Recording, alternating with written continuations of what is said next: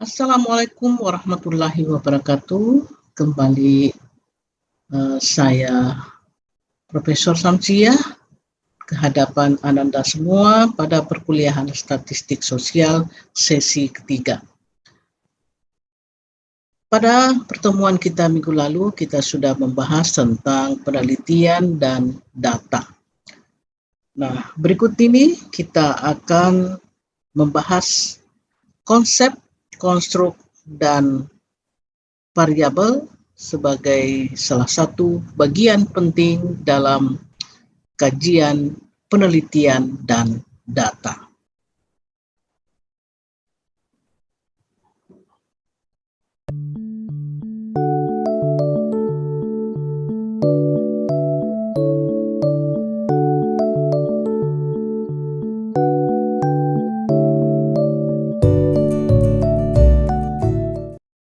Nah, pada kesempatan ini kita akan membahas 3 hal, yaitu tentang konsep, konstruk, dan variabel. Apa pengertian ketiga hal tersebut dan apa posisi atau bagaimana peran atau posisi ketiga hal ini di dalam penelitian, dan apa pula perbedaan di antara ketiganya. Baik, mari kita akan membahas satu persatu.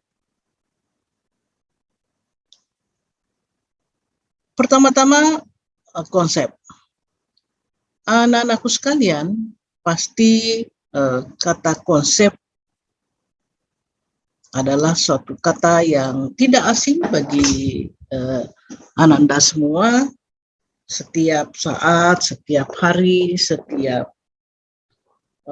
Anda mendengarkan sesuatu, sering kita mendengar istilah konsep.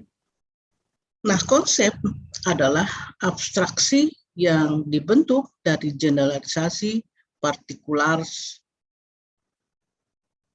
Misalnya, berat adalah konsep karena berat merupakan ekspresi sejumlah observasi dari segala sesuatu yang berkisar dari ringan hingga berat. Energi, daya, berat, jenis, tahanan listrik adalah konsep-konsep yang biasa dipakai oleh peneliti fisika. Nah, tentu peneliti-peneliti sosial pun punya konsep. Nah, apa saja yang disebut dengan konsep? Seringkali kita mendengar kata mengkonsep. Mengkonsep itu adalah membuat suatu draft, ya, sesuatu yang belum jadi. Itu konsep. Nah, konsep adalah sesuatu yang abstrak, tetapi menunjuk pada sesuatu yang konkret. Ya, jadi konsep itu adalah sesuatu yang sesungguhnya abstrak, belum menjadi sesuatu yang konkret, tetapi pada akhirnya menunjuk pada sesuatu yang konkret. Nah, ini susah dibedakan, ya, mana sesuatu yang abstrak dan mana sesuatu yang konkret. Itu adalah konsep. Abstraksi suatu konsep itu bertingkat-tingkat. Ada yang abstraksinya sangat tinggi dan ada yang rendah. Misalnya, minat. Minat adalah suatu konsep yang sukar dicarikan hal-hal konkret sebagai penunjuknya. Artinya, minat itu adalah sesuatu yang abstrak, ya. Kita tidak bisa melihat dengan mata seperti apa minat itu, ya. Sehingga dikatakan bahwa minat itu adalah sesuatu konsep yang sukar dicarikan hal-hal konkret sebagai penunjuknya, sebagai gejala, ya, sebagai bukti bahwa itu adalah sebuah minat. Nah, berbeda dengan benda-benda seperti kursi, adalah konsep yang sangat mudah dihubungkan dengan hal yang konkret. Ya, karena ada barangnya kelihatan, ada barangnya yang nampak, bisa bisa dilihat dengan mata secara konkret, ya, dibanding tadi dengan minat, sehingga dikatakan bahwa abstraksi suatu konsep itu bertingkat. Ada yang memang abstraksinya sangat tinggi seperti tadi minat, motivasi, ya, dibanding dengan hal-hal yang bersifat kebendaan yang mudah dilihat, mudah dibuktikan sesuatu yang konkret itu. Nah, konsep-konsep yang dimiliki ilmu pengetahuan sangatlah tinggi. Konsep seperti ini oleh Karl Linger disebut dengan konstruk atau konsep nominal. Nanti anak-anakku sekalian akan mencari sesuatu yang bisa dikategorikan sebagai konsep.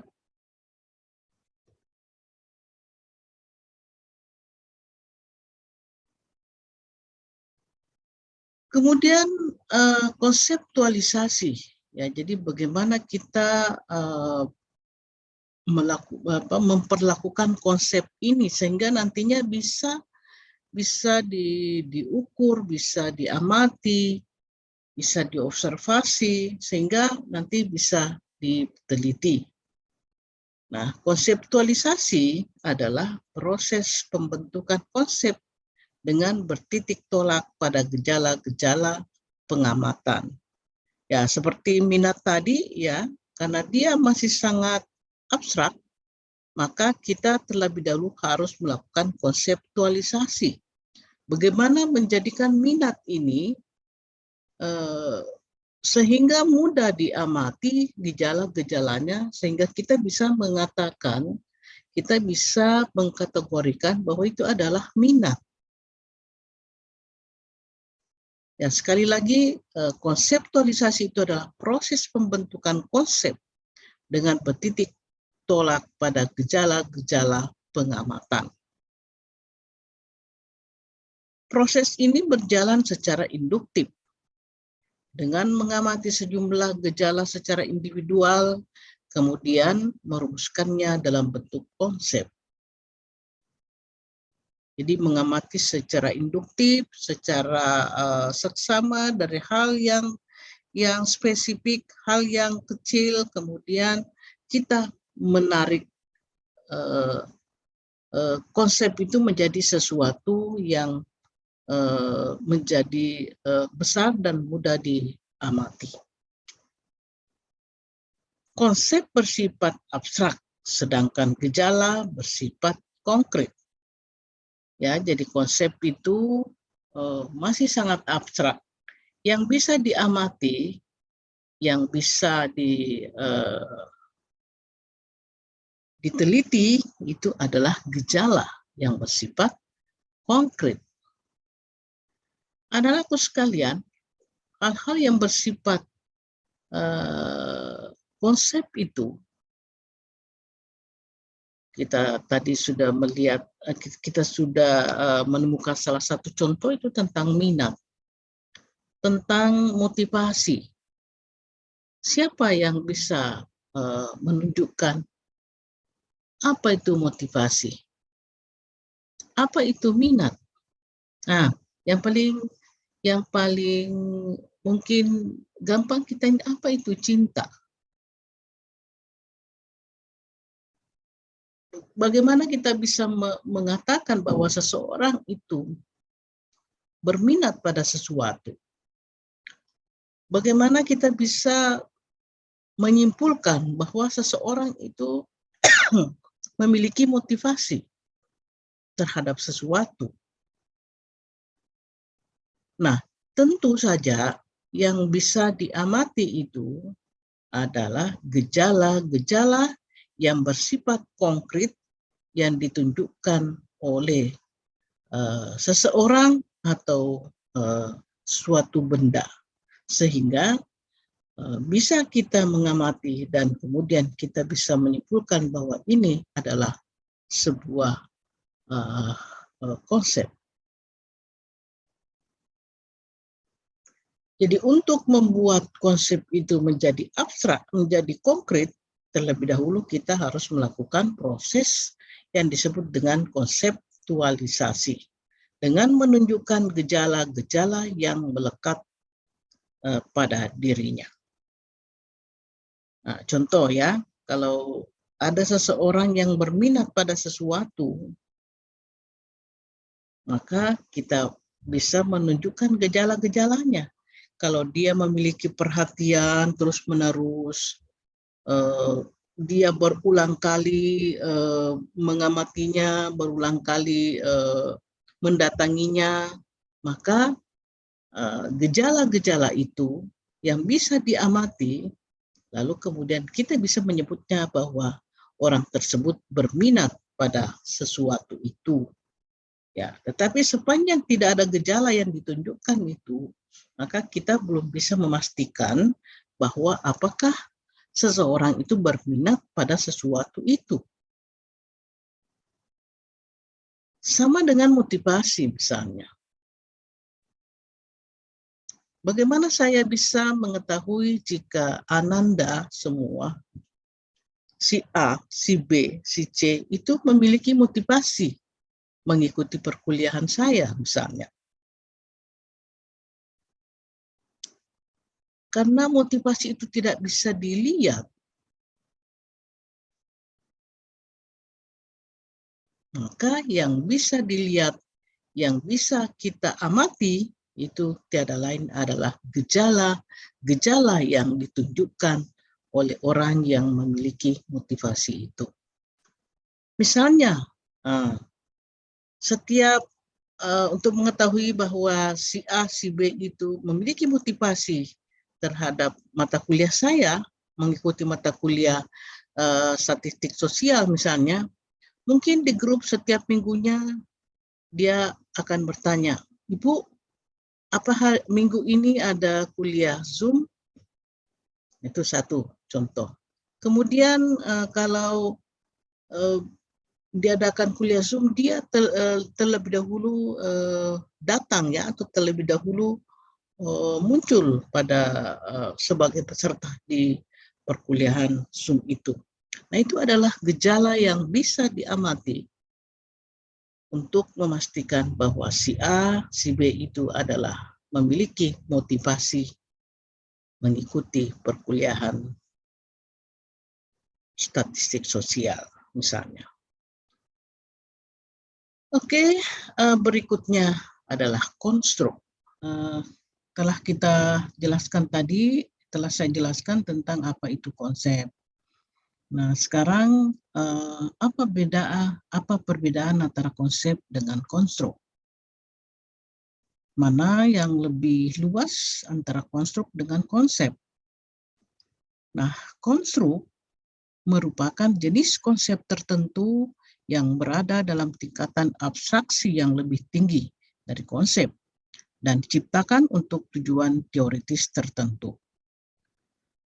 Konsep dihasilkan oleh ilmuwan secara sadar untuk kepentingan ilmiah.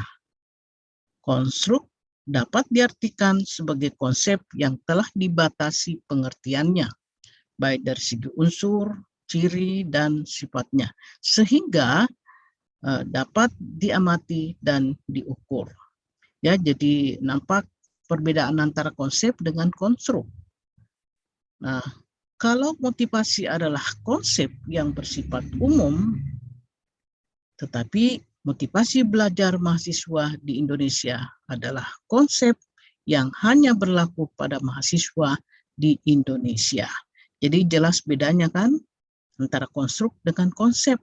Jadi konsep tadi itu masih bersifat umum, ya. Sementara konstruk itu sudah dibatasi.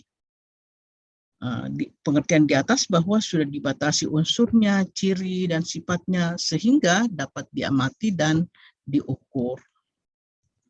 Contoh antara konsep dan konstruk, misalnya kemiskinan. Nah, kemiskinan ini adalah pengertian yang sangat umum. Sehingga kemiskinan itu disebut sebagai konsep. Karena kita belum bisa mengukur, karena belum ada batasan-batasan tertentu yang bisa menjelaskan apa itu kemiskinan. Sehingga kemiskinan adalah konsep. Setelah pengertiannya dibatasi menjadi kondisi penghasilan per bulan di bawah 500.000 sehingga dapat diamati dan diukur, maka kemiskinan tersebut disebut sebagai konstruk. Jadi anak-anakku sekalian, itulah perbedaan ya antara konsep dengan konstruk.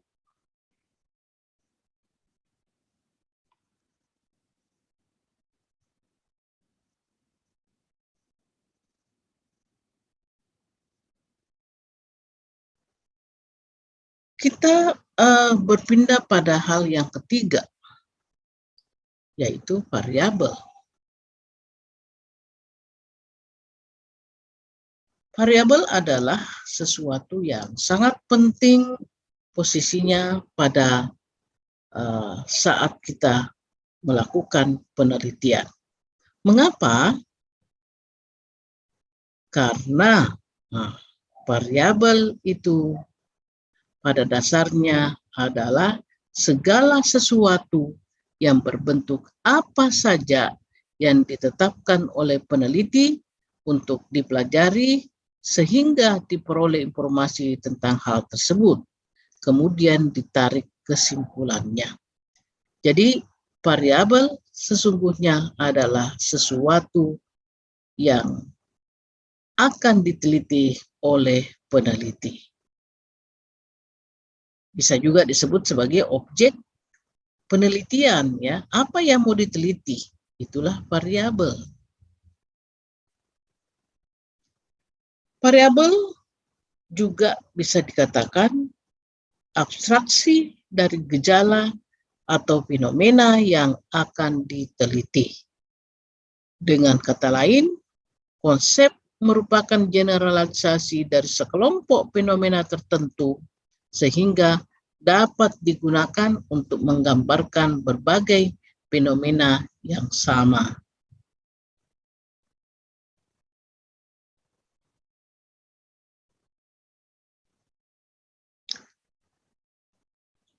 Sutisno Hadi, ya, seorang penulis buku, baik tentang buku penelitian, tentang statistik, ya, mendefinisikan variabel sebagai gejala yang bervariasi.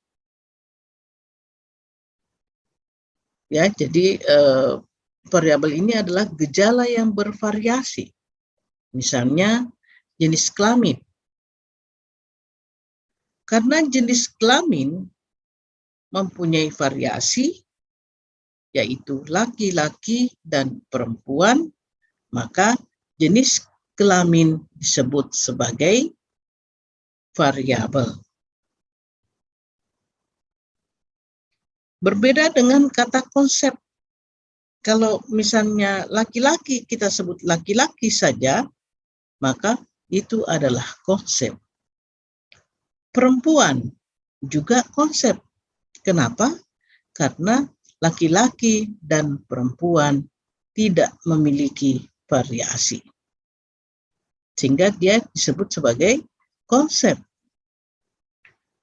Tapi kalau kita mengatakan jenis kelamin, maka karena jenis kelamin ini terdiri dari dua variasi, yaitu ada laki-laki dan ada perempuan, maka jenis kelamin disebut sebagai variabel.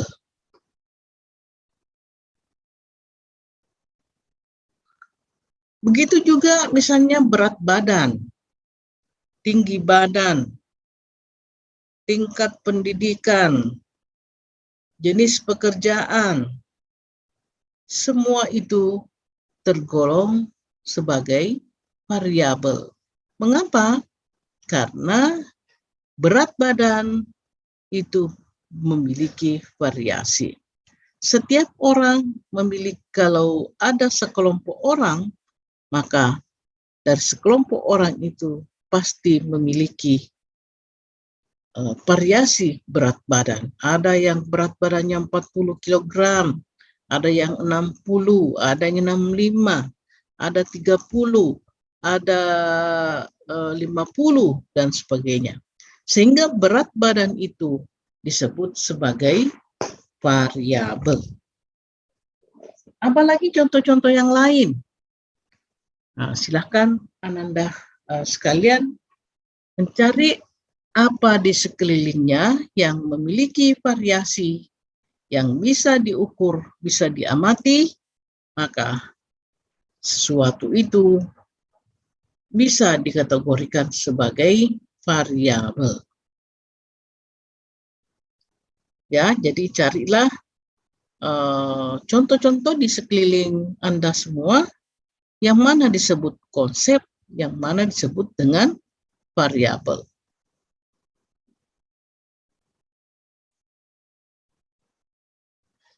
Gejala adalah objek penelitian, sehingga variabel adalah objek penelitian yang bervariasi.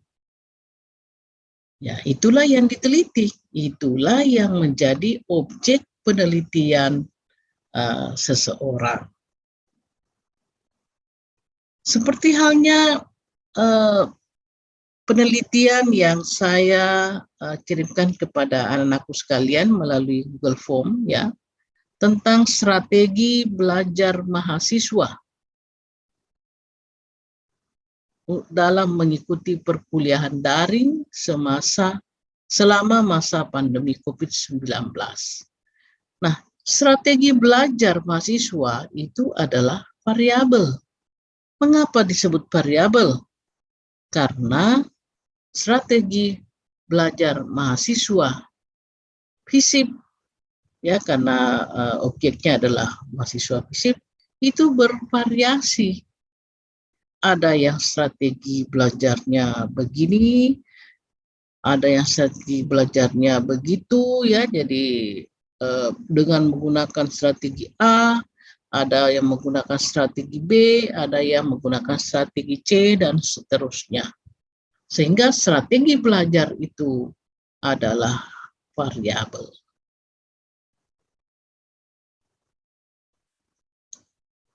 Nah, secara teoritis, variabel dapat didefinisikan sebagai atribut seseorang atau objek yang mempunyai variasi antara satu dengan yang lain, atau antara satu objek dengan objek yang lain.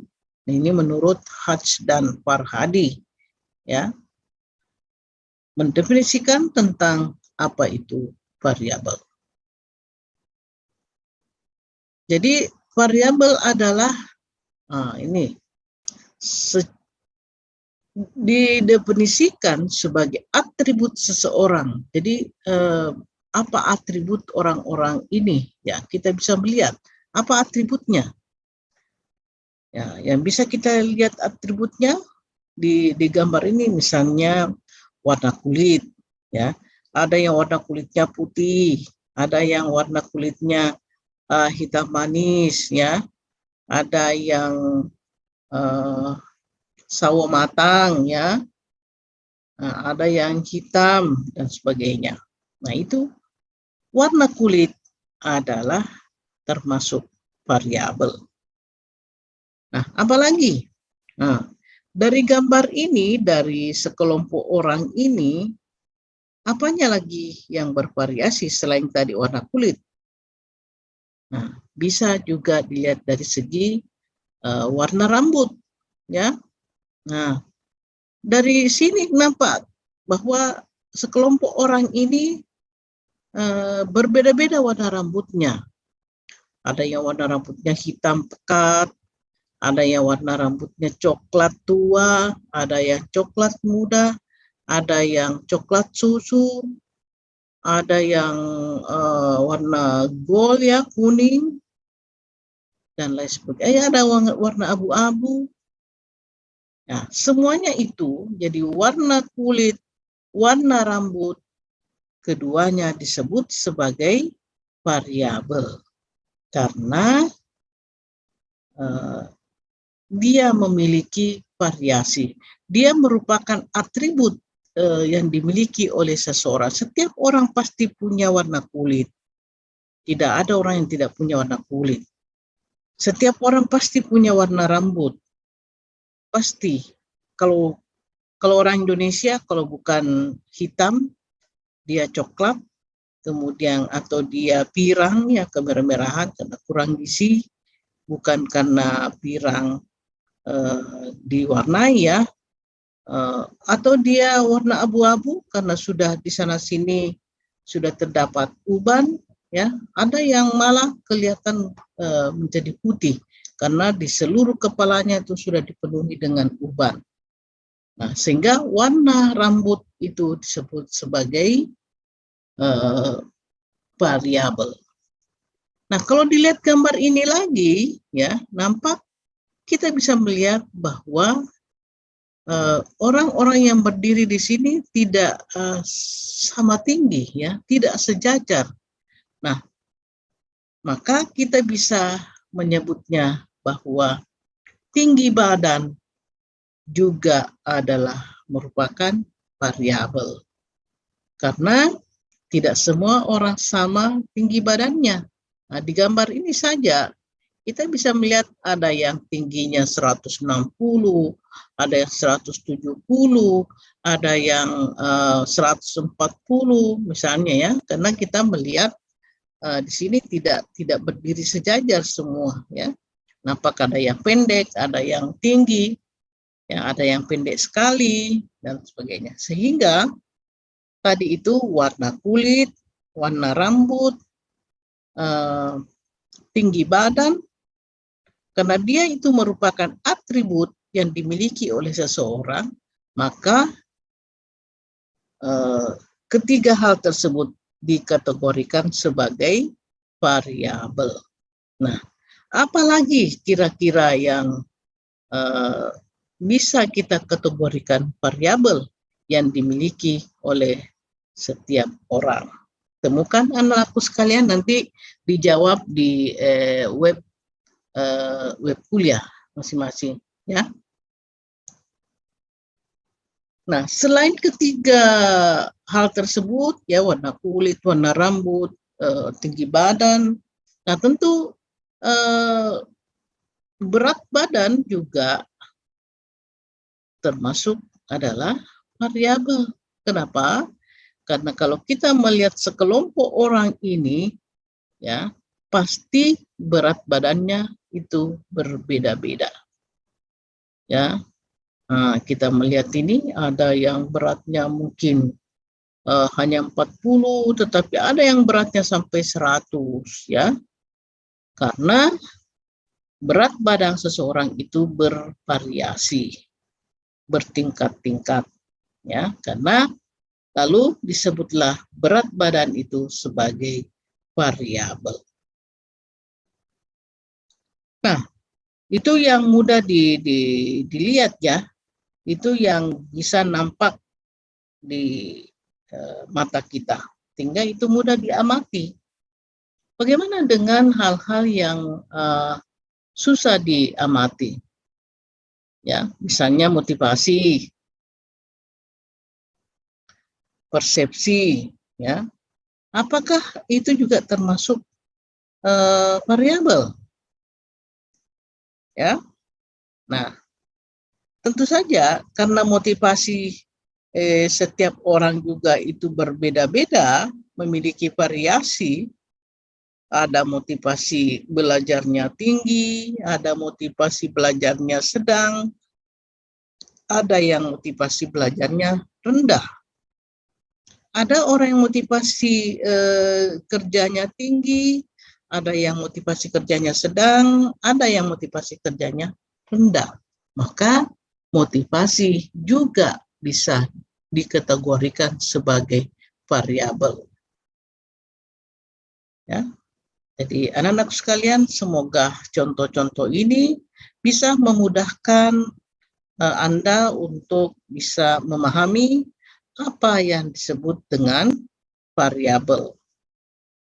Jadi dari penjelasan ini tadi kita sudah bisa menjelaskan apa perbedaan antara konsep, konstruk, dan variabel.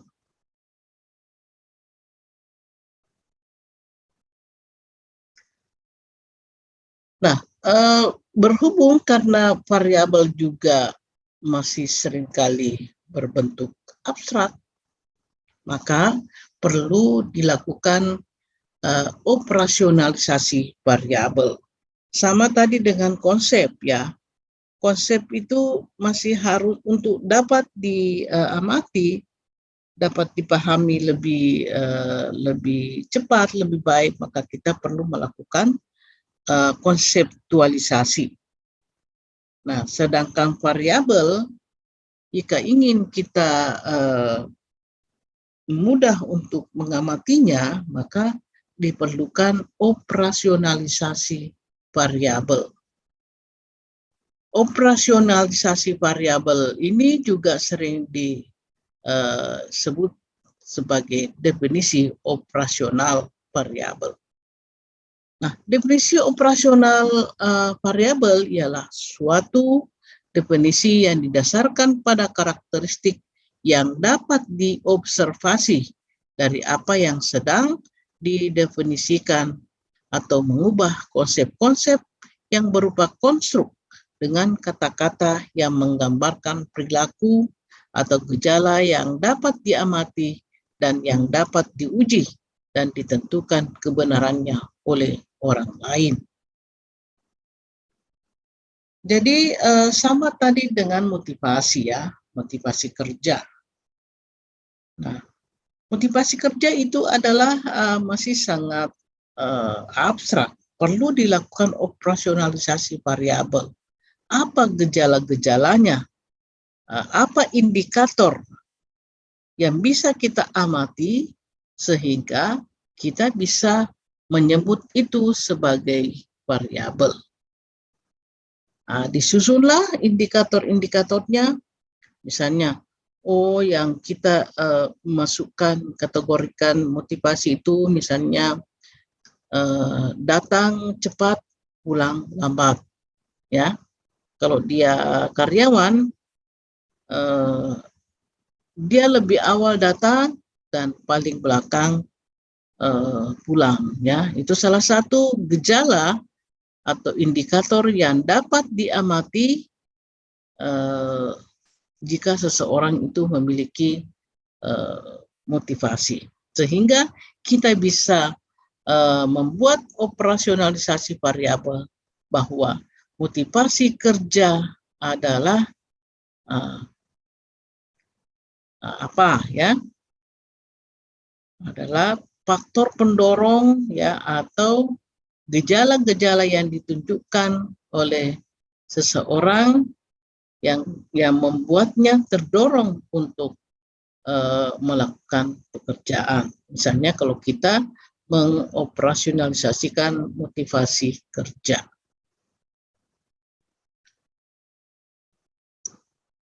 Penekanan pengertian definisi operasional ialah pada kata dapat diobservasi.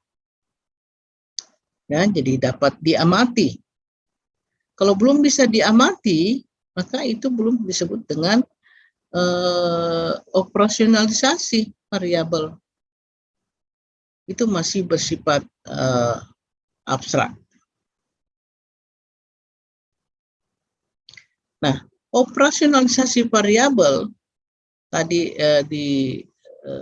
diberikan contoh tentang motivasi. Nah, kalau di sini contohnya adalah kedisiplinan, ya. Jadi operasionalisasi variabel merupakan proses mengubah definisi nominal menjadi definisi operasional.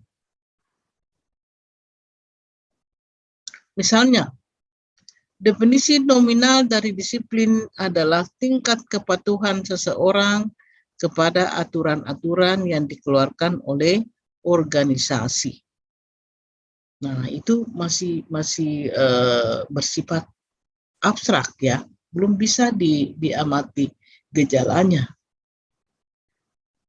Tetapi jika kita sudah definisi operasionalkan, misalnya masuk dan pulang kantor pada jam yang telah ditentukan, maka itu sudah bisa diamati. Jam berapa dia datang setiap pagi dan jam berapa dia pulang setiap pagi, maka jika misalnya aturan kantor mewajibkan karyawan itu harus datang jam 7 pagi, pulang jam 5 sore, maka setiap karyawan ya yang datang jam 7 pagi dan pulang jam 5 sore, maka itu sudah bisa disebut sebagai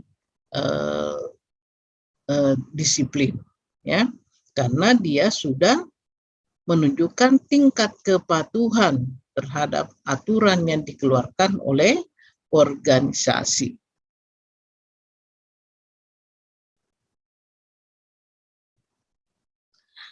Baik, anak-anakku sekalian, itulah tadi penjelasan singkat ya tentang apa itu konsep, apa itu konstruk, dan apa itu variabel. Silakan anak-anakku sekalian pelajari dengan saksama ya. Kalau belum memahami betul, silakan Anda mencari lagi materi yang sama, kemudian dipahami, lalu dijawablah pertanyaan-pertanyaan yang berkisar tentang apa itu konsep, apa itu konstruk, dan apa itu variabel. Dan tunjukkan contoh-contohnya minimal satu aspek, misalnya konsep, tunjukkan 5 contoh, konstruk juga 5 contoh, dan variabel juga 5 contoh. Semoga penjelasan ini memberikan pencerahan kepada anak-anakku mahasiswa sekalian, sehingga bisa lebih memahami tentang konsep, konstruk, dan variabel. Saya akhiri penjelasan materi ini dengan ucapan billahi taufiq wal hidayah, wassalamualaikum warahmatullahi wabarakatuh.